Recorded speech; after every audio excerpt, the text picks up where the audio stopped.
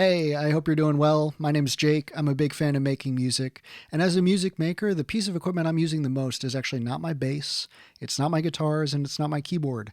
It's an audio interface. Now, it's really just a box. It's a box that allows me to connect all of the music equipment that I want to use, like my guitar, my bass, my speakers, my outboard compressors. I can connect all of those things to the audio interface, and then the interface can connect to my computer. This way, the computer, which is obviously the brains of the operation, can start to work with all of the sound sources that I'm trying to use as a music producer. It's second nature to me at this point, but when I was first getting started, I was very confused by audio interfaces because it's like, where do I plug everything in and how do I dial in the sounds once everything has been plugged in? So that's the purpose of this video, is I want to share my knowledge on that stuff, show you guys the basic components of an audio interface, and show you how to use them. And that way, regardless of which particular audio interface you're working with, you can look at it, identify those basic components, and start using it right away. All right, let's dive right in. Okay, so this is an audio interface. It's the Alesis IO2. And the 2 just means that it has 2 channels. So you can see this one is labeled 1, this one is labeled 2, and the components are identical on both sides because it's basically like the exact same thing times 2. It basically means you can do 2 different recordings at once, which is pretty cool. And of course, there are interfaces that have 10 inputs, but this one just has 2. So say I wanted to connect a microphone to this interface. Let's use this microphone as an example. I would need to use a microphone cable. It's also called an XLR cable, and it looks like this. So on one end of the XLR cable, there are these prongs, and those line up with holes on the other end. And so you can see that the interface has the female side, the side with holes, and we would use the side with the prongs to connect to the interface itself. And then this side is going to connect into the microphone, which has prongs on it. Okay, so with that sorted, the microphone is connected to the interface, but that's not everything that needs to happen here in order for us to use it. This is where we want to get into the switches that are going on. So this says mic/line on one side and guitar on the other. It's basically asking, what did we connect to channel 1? And I want to make sure that this is in the mic or line position. The line input is actually over here, so if you had a line signal connected to this jack, this switch would tell it that it's a line signal and not a guitar. Now this switch is for phantom power, 48 volt phantom power. It's often just abbreviated 48 volts. And that's what's used to power this particular microphone. So it's important that we have this in the on position. Some microphones do not need phantom power, and actually it can even damage certain microphones if it's not necessary to have phantom power. So just be very mindful that if your microphone needs this, it will be specified in the instructions that come with the microphone, and this is how you would turn it on. Once those things are set, we can use this knob to set the level of the microphone. Now, in terms of how loud do we actually want this knob to be, basically you would turn it up and turn it up and turn it up, and eventually you'll hear that the signal is distorting, and the distortion is coming from the signal being so loud that the computer doesn't have any more available bit depth to process the signal, and that's no good. So you want to find where it's distorting and then back it off a little bit. So say it distorts right here at the 3 o'clock. I'd probably back it off to, I don't know, maybe 1 o'clock. You want to give yourself plenty of what we say headroom so that if there's a loud moment in the recording process, even that loudest moment isn't going to distort. But you don't want it to be so quiet, like say all the way down here, that you end up having to boost the signal artificially after you've recorded it.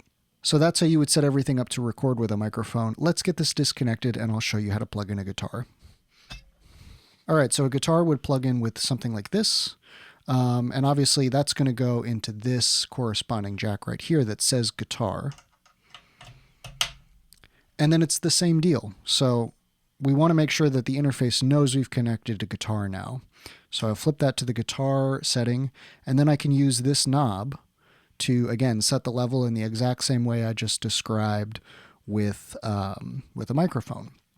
Now it also says line, right? We see it says line input on that jack. The switch also says mic/line. What does it mean by that?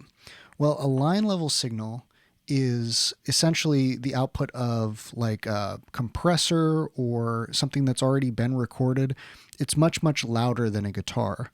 And so it actually needs to be specified as a different type of input. The thing that's a little confusing is that the cable you would use looks very similar to a guitar cable.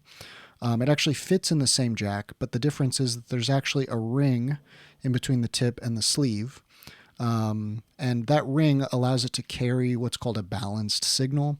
The balanced signal can be louder than a guitar. So this doesn't have that little ring. It can only handle really, really quiet signals, whereas this one can carry a pre-recorded sound. And so even though it would go into the exact same port, if I wanted to use an outboard compressor, like say I connected this end to an outboard compressor, I would just have to make sure that instead of selecting guitar, I was selecting mic/line. And it's mic/line because there's obviously two separate inputs. So while you can't record through both at the same time, the interface doesn't really get confused if, if you've got two things connected. It's going to say, okay, I'm going to use the line input on this instance. So that's the, input connections. And then what else is going on with this thing? Obviously, there's a row of stuff at the bottom of the interface. We've got this hole here, and that's for headphones. So these are my headphones. And if I wanted to connect them, I'd grab this cable and I just plug it right in there. And now I can use this knob to set the volume of the headphones. Easy peasy. This switch says mono/stereo.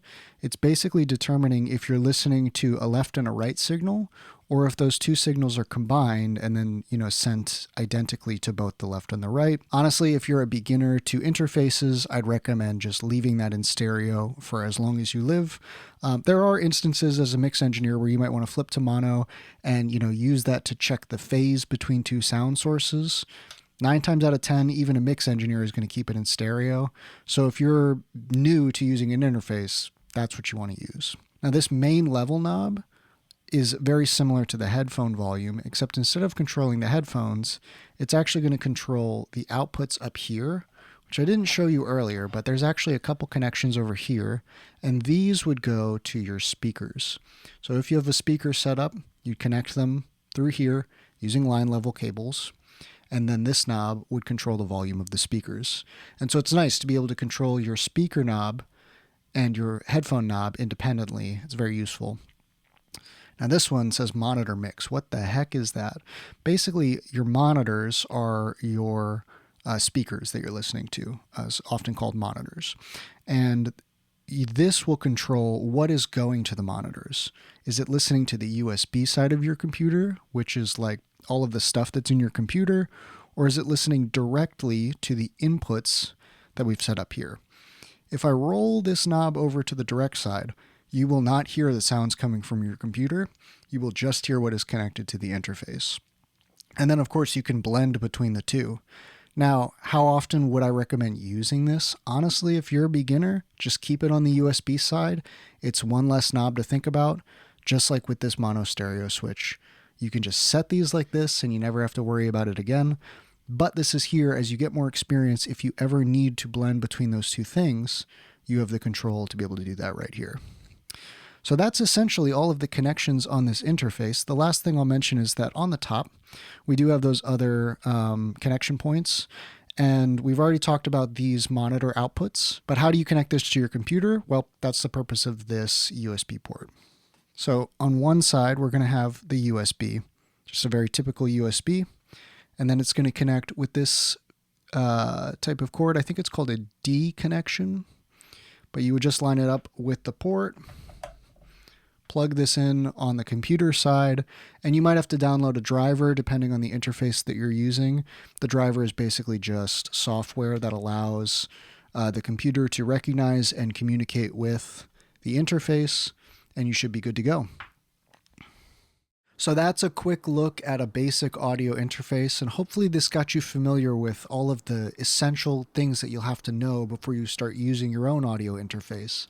Again, different interfaces have all of these features laid out slightly differently, but those are the essentials that you'll see time and time again as you work with a new audio interface. Now, I'd love to hear from you, so if you still have questions, please drop those in the comments below.